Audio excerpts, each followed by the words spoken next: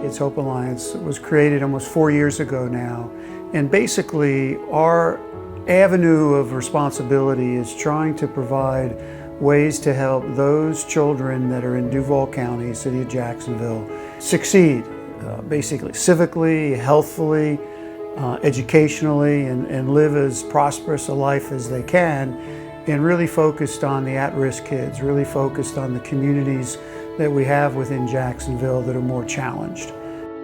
When a child is arrested, there's basically two paths that they can go. One path is into the juvenile justice system, which looks more like a traditional pathway. They're appearing before a judge, their defense counsel and state attorney are figuring out how to resolve that case. It can go to trial, or they can also do a plea deal, but often involves a child ending up on probation or becoming what's called adjudicated, which if you were an adult would mean that you have a conviction, and it can have lifelong impacts. Right, where restorative justice is more focused on having someone obligated and being held accountable and restoring that harm and healing as opposed to just punishing. Diversion is created as that second pathway, and really it's meant to be a community pathway that goes out and around from that traditional juvenile process. It's really a treatment and rehabilitative focus, and so our diversion system here, which KHA really spearheaded, creates a response to a child's juvenile or delinquent offense and really says what are the underlying needs that are driving this behavior, and how best can we help you to access what you need to keep you from ever doing this again and from ever coming back to this system again. We're able to address the trauma, family conflicts, any mental health, substance use concerns, housing, food, all of it. So the goal is for the youth to not only not have a record once they're successful with us, but to leave them in a better place than when they came to us. Kids Hope Alliance really has become the hub for all of the juvenile programs in the area to come together and sort of collaborate. We've really started to see multi-agency partnerships forming. So we're seeing less kids fall through the cracks in a field where historically that's always been a problem. So KHA is our biggest partner, and they have truly just allowed for us to be able to provide services and case management to all the youth and family free of charge. The youth that are involved with us are juvenile justice involved. For them to be able to work with us and for their charges to get dropped impacts their entire future.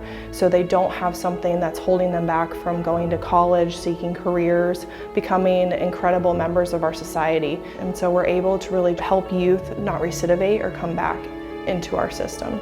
We also have resilience navigators, and that is a unique position that is again coming from a restorative justice frame and working with kids and families in a one-on-one aspect to help respond to their concrete support needs, whether that's housing or food, but also really working with young folks to kind of be in right relationship with themselves and right relationship with their family members. 90% of youth who receive services from us are successful. And of those, 95% do not re-enter the juvenile justice system. We also saw attendance jump incredibly. I would have 60 students on my roll, and I would see maybe 8 or 9 a day. Once we started doing connection circles, I'd have 60 on my roll, and I was seeing 15 or 20 a day. Truancy went down, attendance went up, grades went up, so it was very, very effective.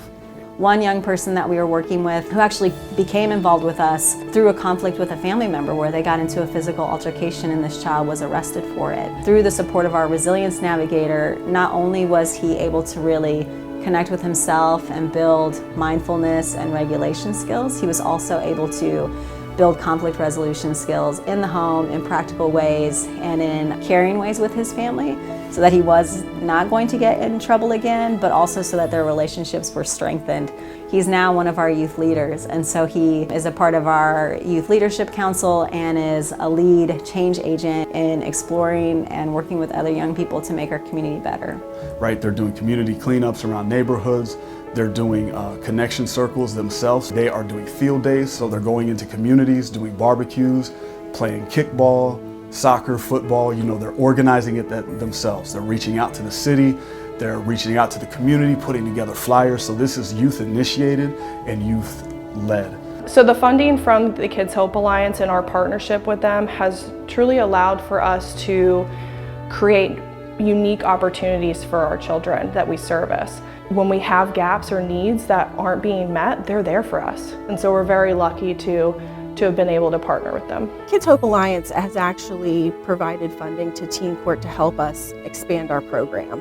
In 2017, a memorandum of understanding was signed in our circuit that expanded the use of juvenile civil citations to include additional charges that juveniles were eligible to receive civil citations for. Teen Court started receiving increase in referrals. That increase in referrals meant that we really needed to have more case manager positions within our program. Kids Hope Alliance recognized that need that we had, and they came and supported us and were able to provide funding to allow us to hire an additional 2 full-time case managers and a part-time case manager. I would definitely say that KHA has helped us immensely in the work that we are doing. We're eternally grateful that KHA is here. We would not be able to perform our program at the level that we do without them.